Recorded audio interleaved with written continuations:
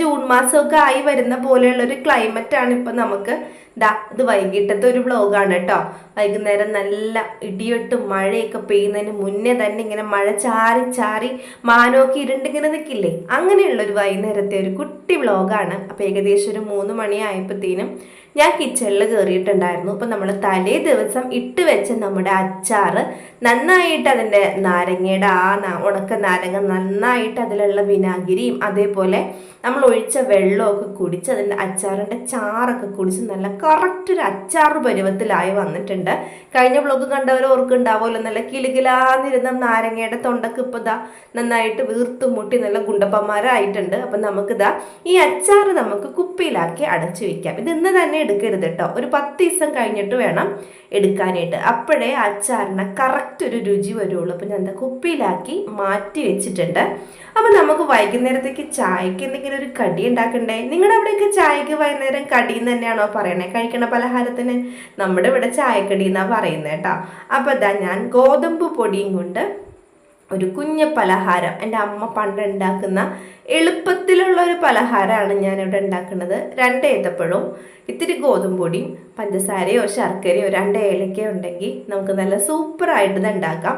വളരെ പെട്ടെന്ന് ഉണ്ടാക്കാം. അമ്മ ഇതെല്ലാം കൂടി കൂട്ടിക്കുറച്ചൊരു പിടി പോലെ ഉണ്ടാക്കി തരിക പതിവ്. പക്ഷെ അതിലും കുറച്ചും കൂടി വ്യത്യസ്തമായിട്ടാണ് ഞാൻ ഇന്ന് ചെയ്യുന്നത്. ഞാൻ ഇന്നൊരു ഇലയിലൊക്കെ നമ്മൾ അട ചെയ്യുന്ന പോലെയാണ് ചെയ്യുന്നത്. സിമ്പിളാണ് കേട്ടോ, എളുപ്പത്തിൽ നമുക്ക് ഉണ്ടാക്കാൻ പറ്റുന്ന നല്ല നാടൻ വിഭവമാണ്. ഇന്ന് നമ്മുടെ ബ്ലോഗിൽ മൊത്തമെല്ലാം നാടൻ വിഭവങ്ങളാണ്. അപ്പോൾ ഞാനിവിടെ ഏകദേശം ഒരു 1.5 കപ്പോളം പൊടി എടുത്തിട്ടുണ്ട്. ഞാൻ പാക്കറ്റിൽ നിന്ന് പൊട്ടിച്ചിട്ടത്, പക്ഷെ എന്നാലും എനിക്ക് അളവ് നോക്കുമ്പോൾ അറിയാലോ. പിന്നെ 2 ഏത്തപ്പഴം, നല്ല പഴുത്ത ഏത്തപ്പഴം ഞാൻ അതിലേക്ക് അരിഞ്ഞിട്ടിട്ടുണ്ട്. നിങ്ങൾക്ക് മിക്സിയിൽ അടിച്ചിടണമെങ്കിൽ ഇടാം, പക്ഷെ ഞാൻ മിക്സിയിൽ അടിച്ചിട്ടില്ല. എനിക്ക് ഇങ്ങനെ കടിക്കാനൊക്കെ വേണം.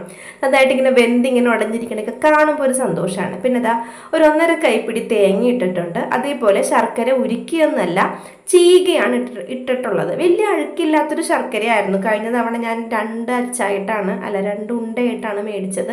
അപ്പോൾ ഒരു ഉണ്ട ഉരുക്കിയെടുത്ത് ഞാൻ എടുത്തപ്പോഴത്തേനും അത്ര വലിയ അഴുക്കുണ്ടായിരുന്നില്ല. വലിയ അഴുക്ക് ഉണ്ടായിരുന്നില്ല. അപ്പം ഞാൻ കരുതി ഇതിപ്പോൾ നാടൻ രീതിയിൽ അമ്മ ചെയ്യുന്നത് ഇങ്ങനെ ചീകി ഇട്ടിട്ടാണ്. അപ്പം ഞാൻ അങ്ങ് ചീകിയിട്ടു. പിന്നെ കുറച്ച് ഏലക്കയും പഞ്ചസാരയും കൂടി പൊടിച്ചതിട്ടു, ആവശ്യത്തിന് ഉപ്പിട്ടു. എന്നിട്ട് കൈ കൊണ്ടൊന്ന് തിരുമ്മി കൂട്ടി കേട്ടോ. എല്ലാം ഈ പൊടിയും പഴവും ശർക്കരയും തേങ്ങാപ്പീരയും നമ്മുടെ ഏലക്കയും പഞ്ചസാരയും കൂടി പൊടിച്ചതും എല്ലാം കൂടി കൈ കൊണ്ട് ഉടച്ച ശേഷമാണ് വെള്ളം ഒഴിച്ച് തേച്ച് കൂട്ടി ഞാനവിടെ മാറ്റി വെച്ചിട്ടുണ്ട്. നന്നായിട്ടൊന്ന് അതൊന്ന് സെറ്റാവാനൊന്നും ഇല്ല, അതൊന്ന് കുറച്ച് നേരം അവിടെ ഇരിക്കട്ടെ. അപ്പോഴേക്കും നമുക്ക് വേറെ കുറച്ച് പണിയുണ്ട്. നമുക്കത് കപ്പ പുഴുക്കുണ്ടാക്കാം. ഞാൻ ആദ്യം ഇങ്ങനെ എന്താ ഓർത്തേന്ന് അറിയോ, നല്ല ഉള്ളിച്ചമ്മന്തി ഉണ്ടാക്കാം. എന്നിട്ട് കപ്പ ഇങ്ങനെ നമ്മൾ കോല് പോലെ നമ്മൾ അരിയില്ലേ, സാധാരണ നമ്മളിങ്ങനെ കപ്പ പുഴുങ്ങാൻ അരിയുന്ന പോലെ അരിയാന്ന് കരുതി. പിന്നെ ഞാൻ കരുതി എന്തായാലും മീൻകറി വെക്കുന്നുണ്ട്, അപ്പം നല്ല കപ്പ പുഴുക്കും നല്ല നാടൻ മീൻകറി ആവട്ടെ എന്ന് വിചാരിച്ചു. അപ്പോൾ ഞാൻ കപ്പ ഇങ്ങനെ നല്ല തോലൊക്കെ, നല്ല കപ്പയായിരുന്നു കേട്ടോ, ചറമ്പാഞ്ഞ കപ്പയൊന്നായിരുന്നില്ല, നല്ല കപ്പയായിരുന്നു. അപ്പം ഞാൻ അതൊക്കെ തോലൊക്കെ കളഞ്ഞ് മണ്ണെല്ലാം കഴുകിയെടുത്ത് കൊത്തി നുറുക്കി ഇടുന്നുണ്ട്. നമുക്കിതിങ്ങനെ ഉടച്ചെടുക്കാനായതുകൊണ്ട് വലിയ ഷേപ്പൊന്നും വേണ്ട കേട്ടോ. പക്ഷേ എനിക്ക് ഇതിനെക്കാളും ഒക്കെ ഇഷ്ടം എന്താണെന്നോ, നമ്മളിങ്ങനെ സാധാരണ വെറുതെ പുഴുങ്ങി കഴിഞ്ഞിട്ട് നല്ല കാന്താരിയും ചെറിയുള്ളിയും കൂടി ഇട്ടിട്ടുള്ളൊരു ചമ്മന്തിയും ഈ കപ്പ പുഴുക്കും കൂടി തിന്നാൻ സൂപ്പറാണ്. അതിലും സൂപ്പറാണ് കപ്പ ചുട്ട് കഴിക്കാൻ. നമ്മൾ ഈ കനലൊക്കെ ഒരുവിധം ഉള്ള അടുപ്പത്ത്, അത് നമ്മുടെ ചോറും കറിയൊക്കെ വെന്ത് കഴിയുമ്പോൾ കനലൊക്കെ ഉള്ള അടപ്പില്ലേ, പണ്ടത്തേക്ക് അമ്മമാർ ചെയ്യുന്ന പോലെ ഒരു വാഴലക്കകത്ത് അങ്ങ് പൊതിഞ്ഞിട്ട് 2-3 വാഴല അങ്ങോട്ട് പൊതിഞ്ഞിട്ട് അങ്ങ് അടപ്പിലേക്ക് അങ്ങ് വെക്കും. എൻ്റെ പൊന്നെ എന്നാ ഒരു ഒരു 15 മിനിറ്റ് കൂടുമ്പോൾ അമ്മച്ചി വന്ന് അങ്ങ് തിരിച്ചു മറിച്ചൊക്കെ അങ്ങ് ഇടും. എനിക്ക് മേലെ ഓർക്കാൻ എന്തൊരു ടേസ്റ്റാണെന്ന് അതിനൊക്കെ. അപ്പം ഇപ്പോൾ നമ്മൾ പുഴുക്കുണ്ടാക്കാൻ പോവുകയാണ്. അപ്പോൾ കുക്കറിലേക്ക് ഇട്ടിട്ട് കുറച്ച് മഞ്ഞൾപ്പൊടി, കുറച്ച് വെള്ളവും ഉപ്പും അതേപോലെ കുറച്ച് വേപ്പിലയും കൂടി ഇട്ടിട്ട് നന്നായിട്ട് നമുക്കൊന്ന് വേവിച്ചെടുക്കാം. നമുക്ക് ഈ കപ്പയുടെ ഒരു പരുവം കാണുമ്പോൾ അറിയാം കേട്ടോ, അധികം വിസലൊന്നും വേണ്ട. ചറം പാഞ്ഞ് ഉണങ്ങിയിരിക്കുന്ന കപ്പയാണെങ്കിൽ ഒരു 2 വിസൽ വേണം. ഇതിപ്പോൾ നല്ല ഫ്രഷ് കപ്പയാണ്, അപ്പോൾ എനിക്കൊരു ഒറ്റ വിസലിന് ഇത് വെന്ത് കിട്ടും. നമ്മൾ ഈ പെട്ടി ഓട്ടോയിൽ കൊണ്ടുവരില്ലേ, കപ്പയും ഏത്തപ്പഴവും ഒക്കെ കൊണ്ടുവരുന്ന ചേട്ടന്മാരില്ലേ, നാടൻ സാധനങ്ങൾ കൊണ്ടുവരുന്ന ആ പുള്ളിക്കാരൻ്റെ കയ്യിൽ ചേന ഉണ്ടായിരുന്നു, കാച്ചിലുണ്ടായിരുന്നു, കപ്പ, പൈനാപ്പിൾ അവരുടെ പറമ്പിൽ തന്നെ ഉണ്ടായതാണ്, പിന്നെ ചീര ഉണ്ടായിരുന്നു. അപ്പം നമുക്ക് ഉറപ്പാണല്ലോ അങ്ങനെയുള്ള സാധനങ്ങളൊക്കെ കൊണ്ടുവരുമ്പോൾ എന്തായാലും നാടനായിരിക്കും. അപ്പം ഞാൻ അങ്ങനെ മേടിച്ചതാണ്. അപ്പം ഞാൻ കപ്പ അവിടെ പുഴുങ്ങാൻ വേണ്ടി വെച്ചിട്ടുണ്ട്. വെള്ളം ഒഴിച്ചിട്ട് ആ വെള്ളം ഞാൻ ഊറ്റിക്കളയൂ കേട്ടോ. അപ്പം നമുക്ക് നല്ല ധൃതി പിടിച്ചിട്ടാണ് ഞാൻ ചെയ്യണത്. കാരണം 5:30 അന്നമോൾക്ക് ഡാൻസ് ക്ലാസ് ഉണ്ട്. അതിന് എനിക്ക് 6 മണിക്ക്, ഞാൻ 5:30ക്കാണ് ട്യൂഷൻ പറഞ്ഞിരുന്നത്. പക്ഷേ ഇങ്ങനെ 5:30ക്ക് ഡാൻസ് ക്ലാസ് എന്ന് പിന്നെ മെസ്സേജ് വന്നപ്പോഴത്തേനും ഞാൻ വേഗം ട്യൂഷൻ്റെ സമയം ഒരു അരമണിക്കൂർ മാറ്റി. കാരണം എനിക്ക് അവിടം വരെ കൊണ്ടുവിടണമല്ലോ ഇവളെ. അപ്പം അതുകൊണ്ട് സമയം അരമണിക്കൂർ ഞാൻ മാറ്റി. എല്ലാവരും എന്നോട് ചോദിക്കുന്നുണ്ട് കേട്ടോ, ട്യൂഷൻ ഉണ്ടോ, ട്യൂഷൻ ഇല്ലേ, ട്യൂഷൻ എടുക്കണം, എന്താ കാണിക്കാത്തതെന്ന്. കുഞ്ഞുങ്ങളെയൊക്കെ കാണിക്കുമ്പോൾ നമ്മുടെ കമൻറ്റ് ബോക്സ് ഓഫായി പോവും കുറേ നേരം കാണിക്കുമ്പോൾ. പിന്നെ അതുമല്ല, അവരുടെ വീട്ടിലൊക്കെ വിളിച്ച് അവർക്ക് അവരുടേതായിട്ടുള്ളൊരു പ്രൈവസി ഉണ്ടല്ലോ. കുഞ്ഞു മക്കളാണ് കൂടുതലും ഉള്ളത്. അപ്പോൾ വീട്ടുകാർക്ക് ഇനി ഇഷ്ടപ്പെട്ടില്ലെങ്കിലോ, മിക്കവർക്കും കുഴപ്പമൊന്നുമില്ല, എന്നാൽ ആർക്കെങ്കിലുമൊക്കെ ഇനി ഒരു ബുദ്ധിമുട്ട് തോന്നിയാലോ എന്ന് ഓർത്തിട്ടുണ്ട്. പക്ഷെ എന്തായാലും അന്നമോളുടെ കുർബാനക്കൈക്കുള്ള പാടിന് ഇവരെല്ലാവരും ഉണ്ടാവും.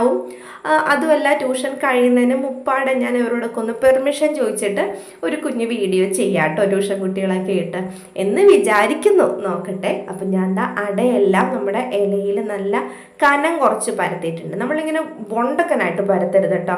കനം കുറച്ച് നല്ല താള് പോലെ നമ്മുടെ കിണ്ണത്തപ്പൊക്കെ ഇല്ലേ, കറൂറ്റി എന്നാ പറയണേ, അങ്കമാലിയിലേക്കൊരു കിണ്ണത്തപ്പം ഉണ്ടല്ലോ, ഇങ്ങനെ താള് പോലെ കിടക്കണ അമ്മാതിരി ഒരു കനത്തിൽ വേണം ചെയ്യാൻ.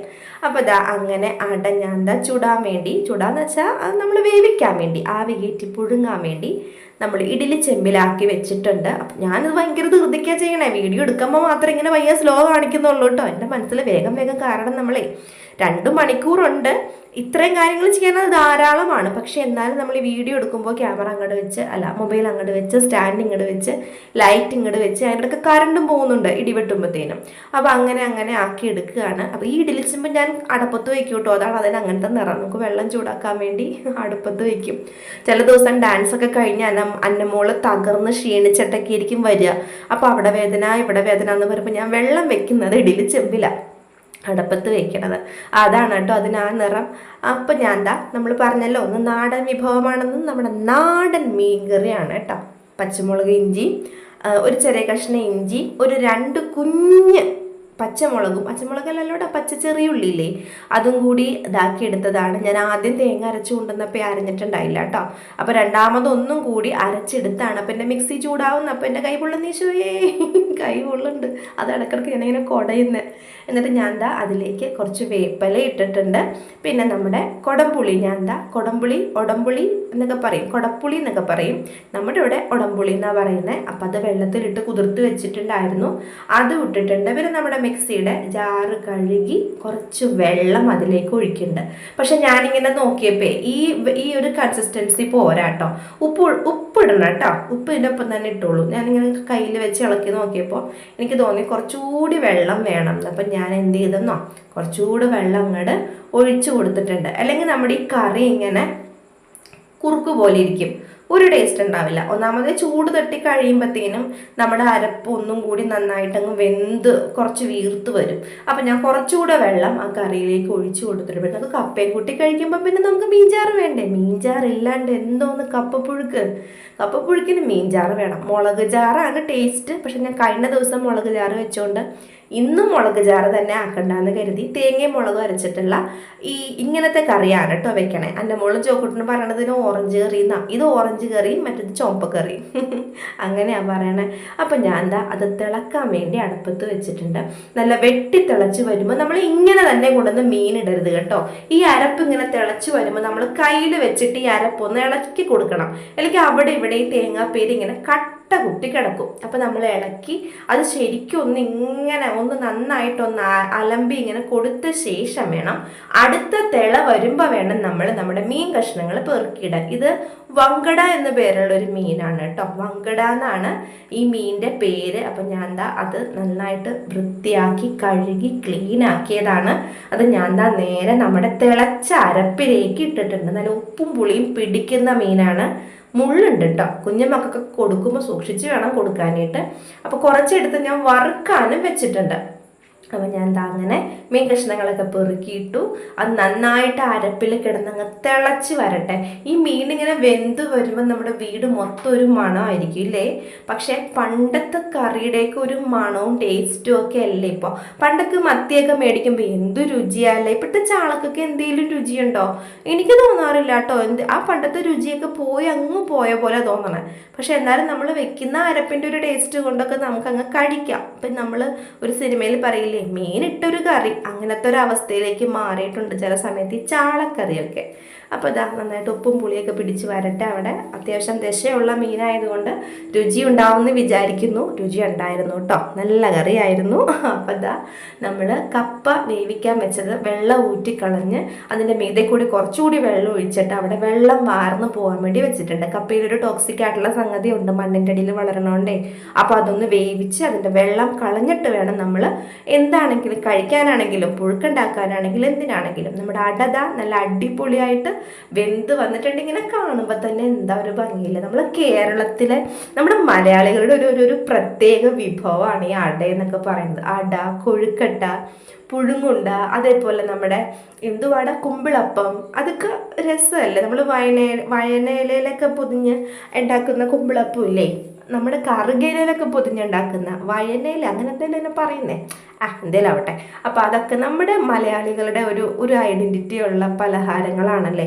അപ്പോൾ ഇതൊക്കെ വേഗം ഉണ്ടാക്കി ഞാൻ എന്താ അന്നമോൾക്ക് വേഗം കൊടുത്തുട്ടോ. അപ്പോൾ കുറച്ച് ചൂടാണമ്മ എന്ന് പറഞ്ഞു. ഞാൻ ഇങ്ങനെ വെളിച്ചെണ്ണ വെച്ചപ്പോൾ അത് തെറിച്ച് ചട്ടിയുടെ പുറത്തേക്ക് പോയി. അപ്പോൾ എനിക്ക് അയ്യോടാ നായിപ്പോയി, എനിക്ക് സങ്കടം വന്നു. കുറച്ച് വെളിച്ചെണ്ണ ആണെങ്കിലും പോകുമ്പോൾ. പിന്നെ ദാ കുറച്ച് വേപ്പിലയും കൂടി ഇട്ടു. അപ്പോൾ അവൾ പറഞ്ഞു കപ്പയും മീനും തായോ. ഞാൻ പറഞ്ഞു ഇപ്പം കപ്പയും മീനും തിന്നാൻ നേരമില്ല മുത്തേ, ഡാൻസ് ക്ലാസ് കഴിഞ്ഞ് വന്നിട്ട് കപ്പയും മീനും ചോറൊക്കെ തരാമെന്ന് പറഞ്ഞു. അപ്പം ഞാൻ എന്താ ചോറ് അവിടെ വേവിക്കാൻ വെച്ചിട്ടുണ്ട്. പുറത്ത് അടുപ്പിലാണ് സത്യം പറഞ്ഞാൽ ഞാൻ കഞ്ഞിക്കിട്ടത്. പിന്നെ മഴച്ചാറ്റിലങ്ങ് വന്നപ്പോഴത്തേനും തീയൊക്കെ കുത്തി കിടത്തി നേരെ ഗ്യാസിൻ്റെ വണ്ടയിൽ കൊണ്ടുവന്ന് വെച്ചു. അവിടെ ഇരുന്നങ്ങ് വേവുന്നുണ്ട്. അപ്പോൾ അവൾ പറയാ പകുതി പുറത്തും പകുതി അകത്തും വെന്ത ചോറാണല്ലേ അമ്മ. ഞാൻ പറഞ്ഞാൽ അതേപോലെ പകുതി പുറത്തും പകുതി അകത്തും വെന്ത ചോറാണ്. അപ്പോൾ നമുക്കിത് കപ്പ പുഴുക്ക് ആക്കി എടുക്കാം. അപ്പോൾ കപ്പ പുഴുക്ക് അങ്ങനെ നമ്മൾ കടുക് പൊട്ടിച്ച് വളരെ എളുപ്പത്തിൽ നമുക്ക് ചെയ്യാൻ പറ്റുന്നതാണ്. ഭയങ്കര ടേസ്റ്റ് ഉള്ളതാണ്. നമ്മളിപ്പോൾ കുറേ കപ്പ വെച്ചിട്ടുള്ള കുറേ വിഭവങ്ങളുണ്ട്. പാൽക്കപ്പയുണ്ട്, പിന്നെ ഇപ്പോൾ ഒരെണ്ണം ട്രെൻഡായിട്ട് ഇപ്പോൾ ഇൻസ്റ്റയിലൊക്കെ ഉണ്ടല്ലോ ഫുഫു എന്ന് വരെയുള്ള, അതിനേക്കാളും ഒക്കെ ഭയങ്കര ഒരു ടേസ്റ്റുള്ളൊരു നാടൻ രുചി പകരുന്നൊരു സാധനമാണ് കപ്പപ്പുഴുക്ക് ഇല്ലേ? അങ്ങനെയുള്ളവരൊന്ന് കമൻറ്റ് ചെയ്യണം കേട്ടോ. ഈ കപ്പ ഇങ്ങനെ പുഴുക്കുണ്ടാക്കി തിന്നാൻ ചായയുടെ കൂടെയൊക്കെ കഴിക്കാൻ ഇഷ്ടമുള്ള ആരെങ്കിലും ഉണ്ടോ? അത് നിങ്ങൾ കമൻറ്റ് ചെയ്യണം കേട്ടോ. എന്നിട്ട് ഇതാ കടുക് പൊട്ടിക്കുക, ഉള്ളിയും അതേപോലെ കുറച്ച് വറ്റൽമുളകും കുറച്ച് വേപ്പിലയും കൂടി ഇട്ടിട്ട് അങ്ങോട്ട് മൊരിയിച്ചിട്ട് കുറച്ച് ഉപ്പ് ഇതിലിടാം കേട്ടോ. നമ്മൾ ഓൾറെഡി ഉപ്പിട്ടാണ് വേവിച്ചിട്ടുണ്ടാവുക. പക്ഷെ എന്നാലും ഈ മുരിഞ്ഞുള്ളിലൊക്കെ ഉപ്പ് പിടിച്ചിട്ട് നമ്മളിങ്ങനെ കപ്പപ്പുഴുക്കിൻ്റെ കൂടെ കഴിക്കുമ്പോൾ ഇല്ലേ, തൊണ്ടേന്ന് ഇറങ്ങി പോകുമ്പോൾ ഒരു സുഖമുണ്ട്. അപ്പോൾ ഇത് അങ്ങനെ നമ്മൾ വേവിച്ച് വെച്ച് ഈ കപ്പപ്പുഴുക്ക് കപ്പ നമുക്ക് പുഴുക്ക് ഭാഗത്തിലേക്ക് ആക്കാം. അതിൽ വെള്ളമെല്ലാം ഊറ്റിക്കളഞ്ഞിട്ടുണ്ട്. നമുക്ക് എന്നിട്ട് നന്നായിട്ടൊന്ന് ഉടച്ചെടുക്കാം. കുറച്ച് സ്ട്രോങ് ആയിട്ടുള്ള മരത്തിൻ്റെ തവി വെച്ച് വേണം കേട്ടോ കുത്തി കുത്തി കുത്തി ഉടച്ചെടുക്കാനായിട്ട്. വേണമെങ്കിൽ നിങ്ങൾക്ക് വേറെ പാത്രത്തിലിട്ട് ഉടച്ച ശേഷം ഇങ്ങോട്ട് ഇടാം.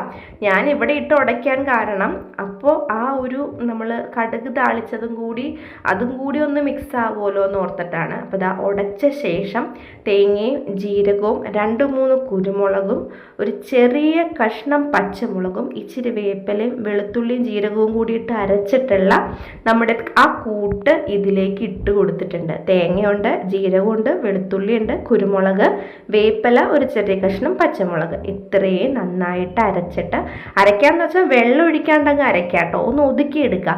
ഇട്ടിട്ട് ഇളക്കി കൊടുക്കുക. കുറച്ച് പച്ച വെളിച്ചെണ്ണ ഒഴിക്കുക, കുറച്ച് വേപ്പില ഇടുക. ആഹാ സ്വർഗം, സൂപ്പറാണ് ഇത്. ഇച്ചിരി നല്ല കുഴകുഴാന്നുള്ള ഇച്ചിരി മീൻചാറും കൂടി ഒഴിച്ച് കപ്പപ്പുഴുക്ക് കഴിച്ചാലുണ്ടല്ലോ എനിക്ക് വായിൽ വെള്ളം വരുന്നു. ഞാനിപ്പോൾ ഈ വോയിസ് കൊടുക്കുമ്പോൾ എൻ്റെ വായിൽ ഇങ്ങനെ വെള്ളം നിറയാം. എന്നിട്ട് നമുക്കിത് അടച്ച് വയ്ക്കാം. ഇത് ചൂടോടുകൂടി കഴിക്കുന്നതാണ് അതിലും ടേസ്റ്റ് കേട്ടോ. അപ്പം ഞാൻ എന്താ ധൃതി പിടിച്ച് പട്ട എന്ന് പറഞ്ഞ പാത്രങ്ങളൊക്കെ കഴുകാണ്.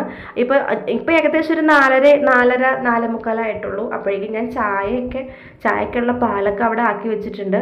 അത് ഇടക്കിടക്ക് തിരിഞ്ഞു നോക്കണം, തിളച്ചോ ദൈവമേന്ന്. നമ്മുടെ കണ്ണ് തെറ്റുമ്പോഴാണ് ഈ സാധനം തിളച്ചു തന്നെ എത്തിപ്പിടിച്ച് നോക്കുന്നുണ്ട്. പാല് പോകുമോ പോകുന്നു. 2 ദിവസമായിട്ട് എൻ്റെ കണ്ണ് തെറ്റുമ്പോഴാണ് പാല് തിളച്ച് പോകണം. അപ്പോൾ പൊടിമഴ സ്റ്റാർട്ട് ചെയ്തിട്ടുണ്ട് കേട്ടോ. അപ്പോൾ അന്നമോളെ ആക്കണം. പേട്ടനോട് വിളിച്ച് ചോദിച്ചു വരാൻ പറ്റുമോ കൊണ്ടാക്കേട്ടൻ. പിന്നെ ഒരു രക്ഷയില്ല, ഓഫീസിൽ നിന്ന് ഇറങ്ങാനേ പറ്റില്ല, അത്രയ്ക്ക് തിരക്കാണെന്ന് പറഞ്ഞു. അപ്പം ഞാൻ കരുതി എന്നാൽ ഞാൻ തന്നെ കൊണ്ടുവിടാമെന്ന് വിചാരിച്ചു. വേഗം ഞാൻ ഡ്രസ്സൊക്കെ മാറി, പാത്രമൊക്കെ ഉണ്ടായിരുന്നത് ചടപടേന്ന് തേച്ച് കഴുകി. നല്ല ക്ലൈമറ്റ്, എനിക്ക് ഭയങ്കര ഇഷ്ടമാണ് ഈ മഴയ്ക്ക് മുന്നേ ഉള്ള ഈ ഒരു ഇതില്ലേ. അപ്പം ഞാൻ അവിടെ ചായയൊക്കെ ആയി വരുന്നുണ്ട്.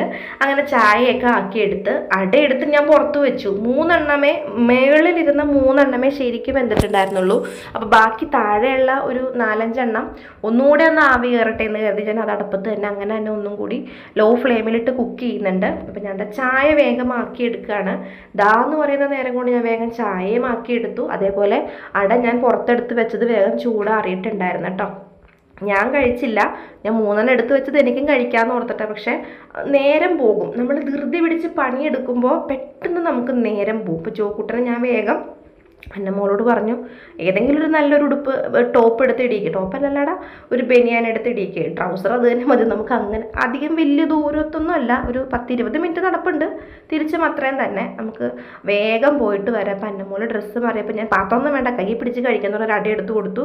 ഞാനും കഴിക്കാമെന്നോർത്ത് ഒരു അടയൊക്കെ കയ്യിലെടുത്തെങ്കിലും ഞാൻ അവിടെ കഴിച്ചുകൊണ്ട് എനിക്ക് ഈ തണുപ്പും മഴയൊക്കെ വരുമ്പോൾ നല്ല ആസ്വദിച്ചിരുന്ന് ചായയൊക്കെ കുടിക്കണം. അപ്പം ഞാൻ ചായയൊക്കെ എടുത്തിട്ട് പോയി. പക്ഷെ ഞാൻ എന്ത് ചെയ്തു, ഞാൻ ചായ തിരിച്ചുകൊണ്ടെന്ന് വെച്ചു. അട ഞാനൊരു കുഞ്ഞു കഷ്ണം വായിൽ വെച്ച് കഴിച്ചപ്പോഴത്തേനും എനിക്ക് മനസ്സിലായി എനിക്ക് ധൃതി പിടിച്ച് കഴിച്ചാൽ നല്ല സമാധാനത്തിൽ കഴിക്കാൻ എനിക്ക് പറ്റില്ല. എനിക്ക് കുറച്ച് റിലാക്സ് ആയിട്ട് സമാധാനത്തിൽ കഴിക്കണം, എന്നാലേ പറ്റുള്ളൂ എന്ന് കരുതി ഞാൻ കൊണ്ടുപോയത് ഞാൻ തിരിച്ചു കൊണ്ടുവന്ന് വെച്ചു. ഇപ്പം തന്നെ ഏകദേശം 5:20 ആയിട്ടുണ്ട്. ഇറങ്ങി വേഗം റെഡിയായിട്ട് ഇറങ്ങി. കാരണം ഈ പിള്ളേർ കഴിച്ച് കഴിയുമ്പോൾ സമയം പിടിക്കും. ജോക്കുട്ടൻ പകുതിയേ കഴിച്ചുള്ളൂ, ബാക്കി അവനവിടെ വെച്ചു. ഞാനിങ്ങനെ ശൂലം പോണ പോലെ ടപടപടപാന്ന് പറഞ്ഞാണ് നടന്ന് റോട്ടിൽ കൂടി ഞാനും പിള്ളേരും കൂടി പോയി ഡാൻസ് ക്ലാസ്സിലാക്കി. 5:30 ആയപ്പോഴത്തേനും അവൾ അവിടം വരെ കൊണ്ടേ ആക്കിയിട്ട് തിരിച്ചു വന്നു. ജോക്കുട്ടൻ എൻ്റെ കൂടെ പകുതി വരെ ഉണ്ടായുള്ളൂ. ഇടയ്ക്ക് എത്തിയപ്പോഴത്തേനും അവൻ നമ്മൾ ട്യൂഷൻ പഠിച്ച കിരണിൻ്റെ വീട് എത്തിയപ്പോൾ ചേട്ടനെ കണ്ടപ്പോൾ അവൻ്റെ വീട്ടിൽ കയറിയിരുന്നു. പിന്നെ ഞാൻ തിരിച്ച് വന്നു. അപ്പം ഞാൻ പയ്യൊന്നും നനഞ്ഞിട്ടൊക്കെ ഉണ്ടായിരുന്നു. അപ്പോൾ ഉടുത്ത ഡ്രസ്സൊക്കെ മാറി, മുടിയൊക്കെ നനഞ്ഞിട്ടുണ്ടായിരുന്നു. നല്ല കാറ്റായിരുന്നു, കാറ്റടിച്ചായിരുന്നു മഴ പെയ്യണ്ടായിരുന്നത്. അപ്പോൾ തിരിച്ച് വന്നു. ജോക്കുട്ടനെ അങ്ങപ്പടം വരെ കൊണ്ടുപോകേണ്ടിരുന്നത് നന്നായി, അവൻ അവിടെ ഇരുത്തിയിട്ടാണ് ഞാൻ പോയത്. കണ്ടതാ തിരിച്ച് വന്നു. സമാധാനത്തിൽ വീണ്ടും ഞാൻ ആ ചായ ചൂടാക്കി ആശ്വാസത്തോടു കൂടി ഇരുന്ന് കഴിക്കുകയാണ്. ആശ്വാസമൊന്നുമില്ല, 6 മണിയാകുമ്പോഴേക്കും എൻ്റെ ട്യൂഷൻ കുട്ടികൾ വരും. പിന്നെ ഇനി അവരുമായിട്ടുള്ള ഗുസ്തിയാണ്. ഡാൻസ് ക്ലാസ് കഴിയുമ്പോഴത്തേനും അന്നമോളെ ടീച്ചർ കൊണ്ടുവന്ന് ആക്കും. അപ്പം ഞാൻ ഒരു ഇത്തിരി റിലാക്സ് ആയിട്ട് ഇരുന്ന് കഴിക്കുകയാണ്. 20 മിനിറ്റ് വേണം ഏകദേശം പയ്യെ നടന്ന് പോകണമെങ്കിൽ. പക്ഷെ ഞാൻ പറന്നു പോയത് കൊണ്ട് 10 മിനിറ്റ് കൊണ്ട് ഞാൻ പോയി തിരിച്ചു വന്നു. അങ്ങനെ വേഗം ഞങ്ങൾ വന്നിരുന്നിട്ട് നല്ല സമാധാനത്തിൽ നല്ല ചൂട് ചായ അടയും കഴിക്കുകയാണ് കേട്ടോ. എനിക്ക് ട്യൂഷനുണ്ട്. അപ്പോൾ ഇന്നത്തെ വിശേഷങ്ങൾ ഇത്രയേ ഉള്ളൂ. നമ്മുടെ ചാനൽ ആദ്യമായിട്ട് കാണുന്ന ആരെങ്കിലും ഉണ്ടെങ്കിൽ സബ്സ്ക്രൈബ് ചെയ്യണേ, ബെൽ ബട്ടൺ പ്രസ് ചെയ്യാൻ മറക്കരുത് കേട്ടോ. അപ്പോൾ ടാറ്റാ.